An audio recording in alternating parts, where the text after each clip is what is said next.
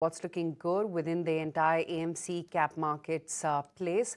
Yesterday, of course, the standout performers were the likes of an LIC Housing Finance as well as PNB Housing. They were the ones which spurred up very smartly. PNB, of course, was reacting to its earnings and spurred up a good 8% in trade. Mayuresh Joshi as well joins in on the show. Mayuresh, hi, good morning. Good to be having you on the show. Mayuresh, a solid recovery from those March lows, about 10% on the Nifty alone. What do you think can be bought even at this juncture? Morning, Aisha.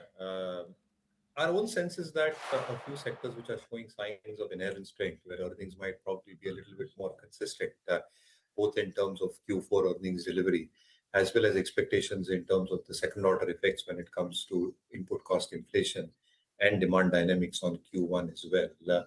I think power clearly stands out. I think the entire power ecosystem, whether they are generators, transmitters, or the ancillary players, do stand out quite significantly.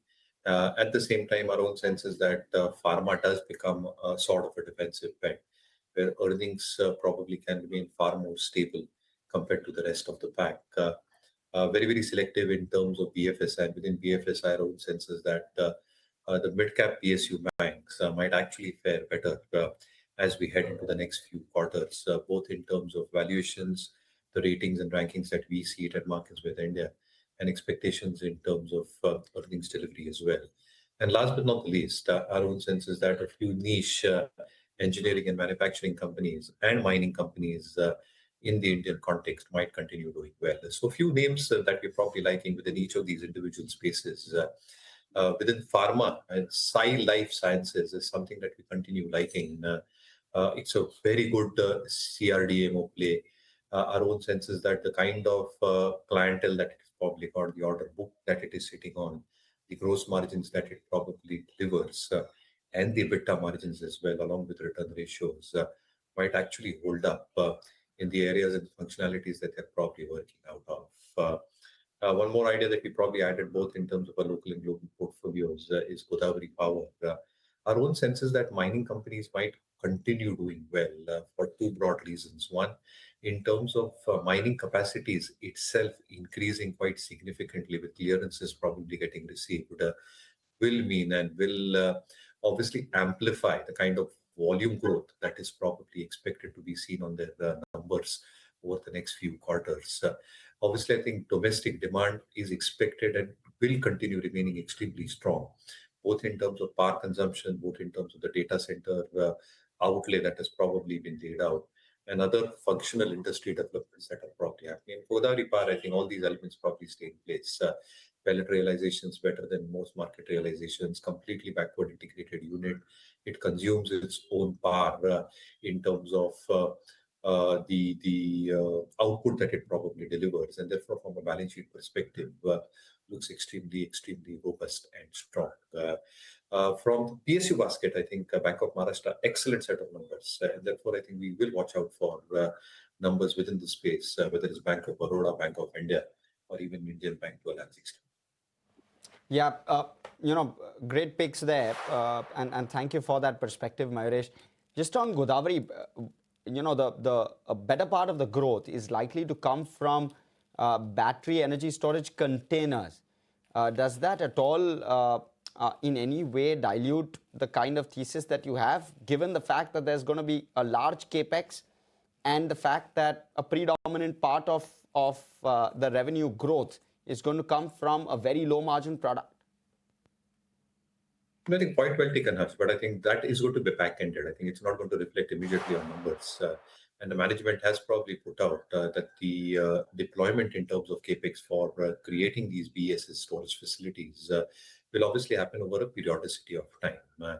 We all know that the capex that is probably required for creating and establishing BESS facilities are quite large at this juncture. But it's going to be a need of the hour as we head into the next few years. As I said, I think with the involvement of data centers coming through, power consumption, energy storage is a critical component, both from a government policy initiative as well as expectations in terms of what the industry wants. A lot of players are getting into it, but I think the industry dynamics are equally strong in terms of demand dynamics. So in my own sense, the capital outlay will be laid over a periodicity of time, which does not impact return ratios from an immediate medium-term perspective. And the existing businesses should probably deliver a significant amount of growth as we speak. And the other thing, Mayuresh, you did speak about banks, but let me come to IT first. And within that IT pack, you've started to see early indications of revenue deflation, which HCL Tech indicated on their con call. Is that at all a concern? Is this something you'd stay away from? How are you reading the numbers? So the commentaries have been quite muted, honestly, Harsh, and therefore I think we've stayed away from the entire pack to a large extent.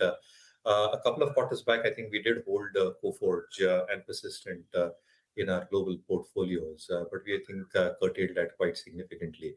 And therefore, as we speak, I think the entire dynamics that the industry is probably going through is going to be very, very transitory. I think what probably happens in terms of the global capex, I think if you probably look at the hyperscalers, the platform companies in the US, they're having a huge outlay in terms of billions of dollars in terms of creating these AI models. I think the best chance that our companies probably have got is the application layer when it comes to the agentic AI agents, and how do they deploy that within the end user systems and make the best use in terms of creating those, in terms of creating end user application use cases. And therefore, I think from a standalone contribution of AI, I think it's quite minuscule for most companies. And that is going to be the single largest disruptive trend over the next few quarters. It might hold out in terms of numbers as far as constant currency is concerned. They might hold out on margins to a large extent. But again, I think this disruption is something which will genuinely cause some element of earnings disruption as we head into the next few quarters. So I think largely we are not having any kind of holding as far as IT is concerned, at least as far as our domestic portfolio is concerned. Right. Okay. That's the take coming in on technology. And, the profitability has jumped up a good solid 27% on Nestle this time around. Revenue surged 23 odd percent. Strongest quarterly revenue that we've seen from Nestle in about a decade's time. Do you think that will bring fillip to some of the other FMCG majors as well? And anything that you like within the sector right now? No, so Aisha, I think very strong set of numbers from Nestle. I think they also delivered a very strong set in the quarter gone by, and therefore I think when you're probably expecting volumes to probably get maintained going forward, one also has to keep an eye on in terms of how milk prices are probably moving, because that becomes one of the more critical components in terms of input costs, and how much of that is Nestle able to pass through in terms of inflationary pressures actually coming onto the P&L. Having said that, I think the numbers across were a huge beat, and therefore I think the management commentary is very, very supportive in terms of how they're seeing the dynamics going ahead. Two factors. One, I think in terms of the disruptions that are probably happening in terms of supply chains because of the Middle East crisis, the fuel costs that have probably moved higher. Q1 might actually reflect that, because it might also reflect in terms of packaging costs with crude derivatives going higher, moving northwards. So one has to keep a close eye on that, both in terms of logistics as well as packaging costs. And the second element, obviously, is that the expectations in terms of the monsoon forecast, the first forecast that have probably come through, if that stays below par, I think there might be some element of disruption when it comes to consumer discretionary that probably happens. Nestle probably is at the higher end of the premium consumption chain when it comes across its product categories. And therefore, I think how much of a disruption will both these elements have in terms of both margins as well as expected demand dynamics is to be seen. But solely going by numbers, I think a solid set that Nestle has probably delivered. At this juncture, I think we're not holding any FMCG stocks as we speak. But a couple of names outside Nestle that we'll obviously keep on our radar is Tata Consumer, which obviously has a huge diversified portfolio in terms of both urban and rural consumption as well. And we'll also like to keep a watch in terms of CCL products. I think green coffee prices have remained extremely stable as we speak. They're expanding their facilities in Vietnam and India. They're creating these small product packs and the freeze-dried coffee that we're probably talking about. The volumes thereof can have a significant show when it comes to North America and Europe as well. So I think a couple of names outside Nestle, Tata Consumer and CCL products. Okay. Mahesh, you spoke a little bit about how PSU banks are likely to continue to deliver a very strong quarter. And you spoke about Bank of Maharashtra as well, and what the other banks could possibly do. Give me a sense. Some of the private sector banks also, in terms of their numbers, not too bad, largely in line. How's the risk reward there looking like versus some of the PSU banks? Would you prefer the PSUs over the private? To answer your question, Harsh, yes, I think mid-cap PSU banks is something that we definitely believe have a better risk reward compared to the large private sector banks, and I'll tell you why. At least our thesis, I might be wrong on this. One, in terms of deposit accretion for a large private sector bank, through the turmoil that we're probably going in terms of how deposits might actually grow over the next few quarters and continuing to maintain that pace in terms of advanced deposit ratios. I think this is going to be one single focal point in terms of how dynamics of the industry might actually shape up. So if deposit growth probably lags, I think the entire thesis probably gets thrown out in terms of how advances growth might actually happen. Public sector banks, to a large extent, have those legacy deposits and those sticky deposits with them, which makes PSU banks, and specifically mid-cap PSU banks, a better bet compared to the large-cap ones. The second element, in terms of maintaining the momentum in terms of balance sheet, I think a large part of the larger private sector exposure might actually start happening in terms of riskier assets.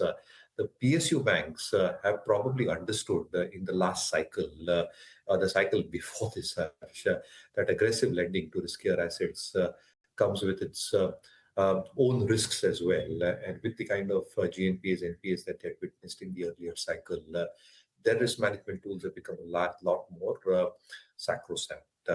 Having said that, I think what probably happens in terms of capital adequacy, I think a large part of the PSU pool also has decent tier 1 ratios, which means that they might be able to expand their balance sheet, protect NIMs, and ensure that CASA deterioration does not happen on the balance sheet, which largely has bottomed out for the universe itself. So our own sense is that from a risk reward perspective and a rating ranking perspective in terms of earnings pedigree, I think PSUs are a tad bit better placed than the large banks. Just looking at ONGC, Oil India, look out for what those stocks do, considering crude has jumped up 2% once again overnight, and now Brent is nearing that $100 per barrel mark. So that's definitely going to be one stock, or rather one set of stocks in focus. And then, of course, typically look out for what OMCs do and the sensitivity and bearing to names like Interglobe Aviation as well. That could be the other stock. There's an 800 crore rupee buyback approval which has come in from Aurobindo Pharma board. So look out for what that stock as well does. The buyback is going to open on 23rd, closes on April 29th. So that's the other stock which is also in focus. HCL Technologies, like we've been highlighting, will react to its numbers, as would Dusa and DLM, wherein it's been a muted quarter. The profits also have declined along with revenues as well, and margins too have seen a bit of a contraction coming in. So these are a set of stocks which, of course, are the newsmakers. But Kunal, the two big spurts yesterday, PNB Housing, LIC Housing. You see a continual move? Yeah, I think for LIC Housing, it's a surprise, Aisha, because, the stock used to be a rank underperformer with respect to so many of the other, HFCs or housing finance companies. I think in that aspect, it's a big breakout for LIC Housing. The stock coming back above 550 mark. Yesterday managed to cross the 200 moving average. But more importantly, when I look at this on the monthly charts, more predominantly for LIC Housing, the stock is coming back into a strong trendline support, which has been going on for the last, I think, 2.5 odd years for the stock price, even more than that. So that tells you that the stock has ended a major phase of price retracement as well as the reversion. We've generally seen multiple times that whenever the housing finance companies, they tend to rally, LIC Housing tends to be in the the second rung, whenever the stock used to come back into a resurgence or an outperformance. But this time around, the stock has come back into a leadership kind of a role, where the stock has been a lot more relatively stronger with respect to many of its other peers. So that indicates that we are looking at a potential, a big turnaround for LIC Housing. I think at current levels of 550, 565, for someone who's looking at this as a 6 months to 1 year time frame, I would look at least 700 to 750 as a potential target for LIC Housing. So that's a stock which looks extremely attractive on the medium to long term charts. Housing financiers, Mahesh? No, selective. I think anybody holding housing finances, specifically PNB Housing, outstanding set of numbers. I think no complaints on that. NI growth has been solid. GNPs have come down sequentially as well, both in terms of gross GNPs at 0.93, net NPs at 0.58, sequentially lower, both quarter on quarter and on a year-on-year basis as well. They maintained their NIMs. Again, I think they're aggressively expanding their retail and affordable and emerging portfolios. That comes with a lot of risk because they are probably lending to the riskier sections of society. The management probably sounds far more confident in terms of no GNPA or NPA built up from these segments itself, and assuring that they might be actually 50% in terms of their overall retail portfolio, along with the forecast that they've probably given in terms of expansionary growth in higher double digits that is expected to happen, both from an NI and a balance sheet perspective. A solid set of numbers. PNB Housing, if anybody probably holds, should continue. And, very quickly on consumption as well, on Nestle, you sounded a little cautious with regard to inflation impact on margins. Just the growth was extremely strong, Mayuresh. You believe that this growth can likely sustain and offset any impact of inflation on margins, and therefore maybe to some extent some pricing tweaks and growth should take care of that? And 26% is, I mean, Snehi tells me, who's our FMCG analyst, tells me that it's the highest margin they've clocked since 2003. So it's been 23 years since we saw this kind of a margin trajectory. Outstanding set of numbers, Harsh. So my own sense is that I'm just drawing the risk factors for Nestle and the industry as a whole as we head into Q1. So I think the second order effects in terms of inflation, as I said, on logistic costs, on packaging, will definitely start coming through. And therefore, how much of a pass-through happens in terms of a margin impact from a balance sheet perspective is something to be observed. And the second element is the conditions that are evolving as far as the first forecasts of monsoons are coming through. If monsoons are below par, obviously I think consumption starts taking a hit, specifically in urban and semi-urban and rural areas. And therefore, I think how much of an impact does that have on demand dynamics and volumes is something to be looked at. Albeit in Nestle's case, as I've mentioned, I think it is part of the higher urban consumption value chain. You look at the chocolates that they're probably delivering, the confectionery products that they're probably delivering. I think it is a part of premium urban consumption, which might not get impacted as much as other players might get concerned. So exceptional set of numbers. It might continue doing well, and therefore I think along with Nestle, as I said, Tata Consumer and CCL products is something that we'll obviously have on our watch list as far as FMCG is concerned. That's quite interesting. That's the take coming in right now on what's looking good within the FMCG space. Having said that, just want to address some of the losers as well. And Jio Financials hasn't been able to resurrect ever since its earnings. That stock fell. And while we are talking about some of the insurance and some of the HFC plays hold out, look at an SBI Life, for instance. That was down about 3.5%, even in yesterday's trading sessions. It was flat for ONGC, and Reliance continued to be an underperformer, was down about almost 0.5%. We were just chatting about the Aurobindo Pharma buyback as well, which the board has now okayed to the tune of about 800 odd crore rupees. Meryl is here with more on the same. Yes, the board of Aurobindo Pharma has just approved an 800 crore buyback. Let's look at some additional details on this front. The buyback is going to be held via tender route on proportionate basis, and the size is up to around 54.23 lakh shares being bought back. The price of this buyback is set at 1,475 per share, which is a 6% premium on top of the stock's last closing price. Now, a premium buyback is seen as the management's confidence in the intrinsic value of the stock, which means that the management is willing to purchase the stock at a higher price than the current market price. But apart from this, the record date for the buyback is set at 17th of April, and it opens at 23rd as well as closes on the 29th, with settlements expected to be coming in on the 7th of May. Small shareholders, according to this buyback, are going to be getting higher entitlement ratio, with the reserve category being 7 shares for every 61 held, and the general category shares seeing 2 shares for every 249 shares. Now, this signals buybacks in general, signals surplus cash deployment as well as capital allocation intent on the promoters' front to the shareholders. So this is quite an important development in Aurobindo's pharma stock, which is going to be closely watched by investors. Okay. Oro Pharma on charts. Meryl, thank you so much for that. Kunal, on charts, how's this one looking? Looks one of the most strongest chart from the entire pharma pack, because the stock at 1390 where it closed yesterday. I think compare this with most of the other large cap pharma names, whether it's Sun Pharma, Dr. Reddy, Lupin, etc.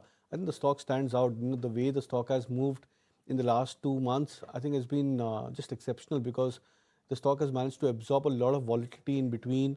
From 1100 levels, the sub 1100 mark, the stock has climbed to those near about 1400 levels, and it's been a lot more consistent chart. And for Aurobindo Pharma, which historically has been a very high beta stock and tends to move into bands of 20%, 30% in a very short span of time, whether it's a rally or a correction, to trade in this kind of a manner where the stock has been a lot more consistent and a gradual uptrend, indicates that we are looking at a potential bigger trend building up for Aurobindo Pharma. So attractive chart for Aurobindo Pharma from a medium-term perspective. Would advise a buy even at current levels. Okay, that's that on Aurobindo Pharma. Just looking at some of the other newsmakers as well that are going to be active today. Look out for BEML. They've got another order worth about 590 crore rupees from the Defence Ministry. There's KEI as well, another order accreditation coming in there too. KNR Constructions, a settlement amount of 130 crore rupees is what they've bagged from the National Highways Authority of India.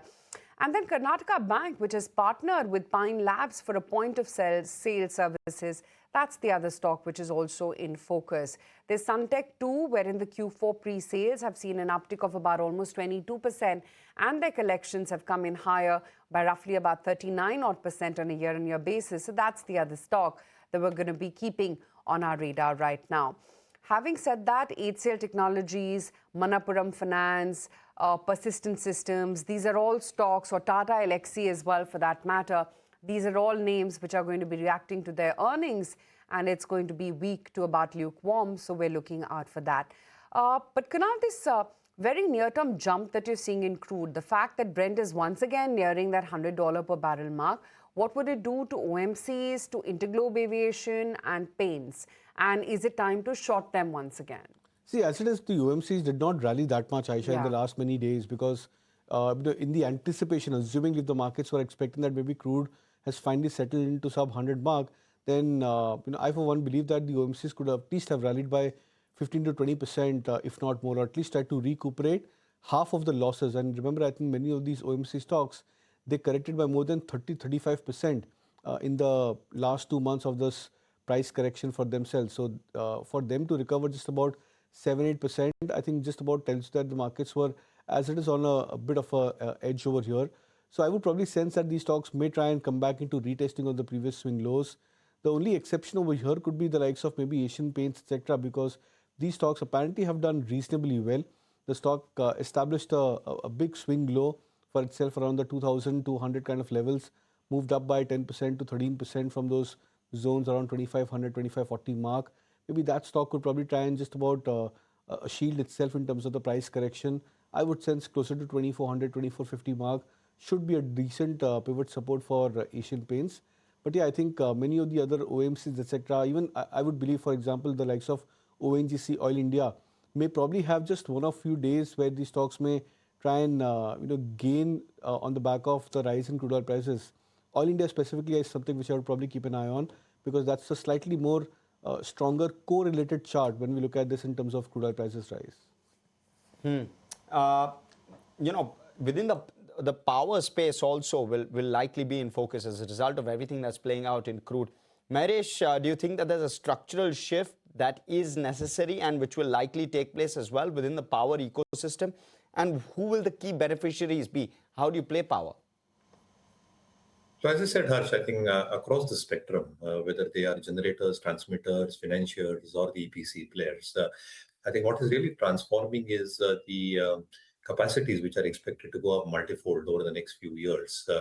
And I think they will be supplemented, not just in terms of peak power demand that is expected to come through, but also consumption of power that is probably required for setting up data centers in a significant manner over the next few years. And therefore, I think from a generation perspective, I think the expectations in terms of renewable capacity is actually going higher is a good sign. Companies like NTPC, Tata Power, I think a large part of their additional capex that is probably expected to happen, specifically in the case of Tata Power, will be towards non-regulated assets, which probably again means that regulated assets carry a lesser amount of ROEs as we speak. On the non-regulated front, ROEs can be significantly market-driven and significantly higher than the regulated ROEs.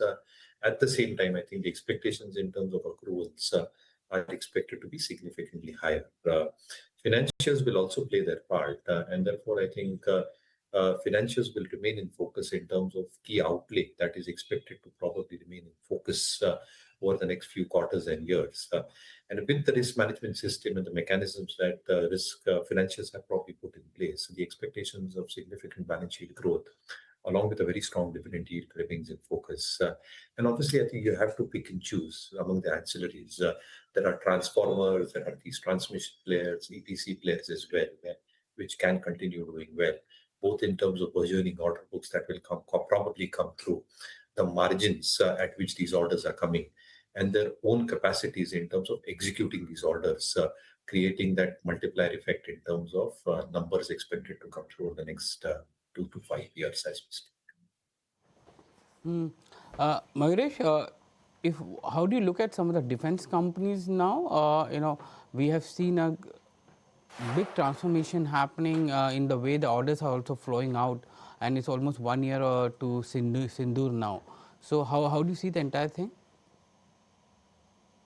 So again, I think for the pack as a whole, I think it's moved up quite significantly, both in terms of price action that a large part of the stocks have probably witnessed, whether it probably comes to the larger names like a BEL, which has moved significantly higher, or an HL or shipbuilders like a Cochin or a Mazagon. Obviously, I think there are ancillary players as far as defense is concerned as well, including the likes of a Solar Industries as an example. MTAR Technologies also, which has part play in terms of defense outside nuclear and civil energy. And therefore, I think order books remain significantly higher. There is significant expectations of order books remaining higher as well, and giving that book to bill or revenue visibility as we speak. But again, I think we are being very, very selective here, Sajid, as we speak. Our own sense is that a large part of the price move has probably happened for a large part of that universe. I think it might be up to outliers within this segment itself. And let's understand there are long gestation projects. When it comes to shipbuilding, as an example, I think there are projects which take 5, 7, 10 years to complete. And therefore, within the names, if anybody is holding defense stocks, they should continue holding. But you have to monitor how numbers are probably getting placed. And you cannot monitor defense companies on a quarter-on-quarter basis. You genuinely need to have a structure and long-term view on this center. And if you look at some of the other sectors, especially life insurance companies, the kind of commentary which is now coming in from the finance ministry as well with respect to the way the commissions are going to be charged, or the bank insurance changes that may come in. We saw some of them being little soft in yesterday's trade.